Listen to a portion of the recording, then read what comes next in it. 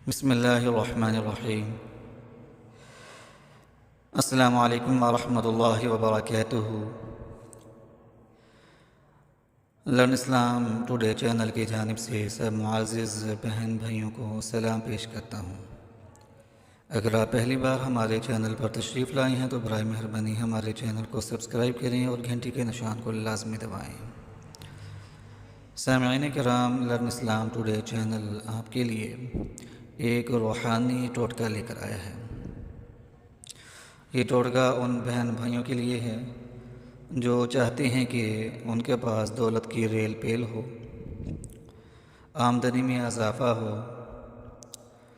پیسوں کی بہتات ہو،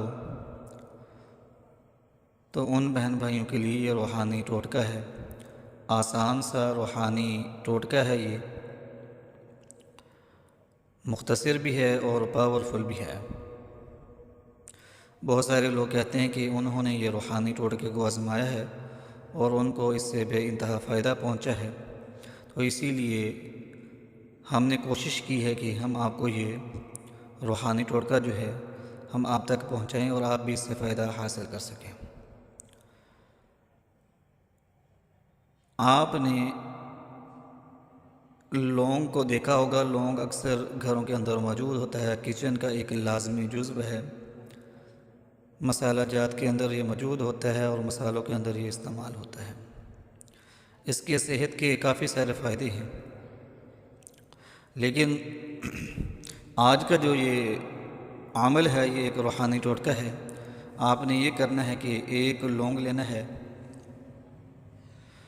اس کے اوپر آپ نے 40 مرتبہ سورۃ کوثر پڑھنی ہے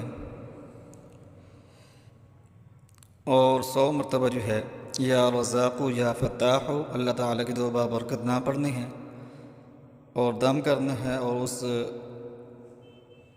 لونگ کو آپ نے سفید کپڑے کے اندر باندھنا ہے اور ایسی جگہ پر رکھ دینا ہے جہاں کسی کی نظر نہ پڑے۔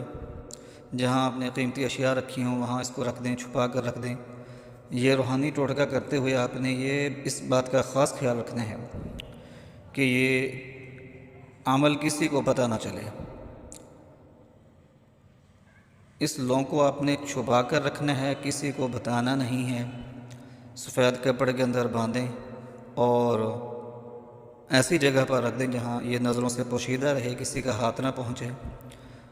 کوشش کریں کہ ایسی جگہوں پر رکھیں جہاں آپ اپنا قیمتی مال و اسباب رکھتے ہیں، روپیہ پیسہ رکھتے ہیں، لیکن اس کو چھپا کر رکھ دیں۔ تو 40 مرتبہ سورۃ کوثر پڑھنی ہے، 100 مرتبہ یا رزاق یا فتاح اللہ تعالیٰ کی بابرکت نہ پڑھنے ہیں، اول آخر آپ نے 11 مرتبہ درود پاک پڑھنا ہے۔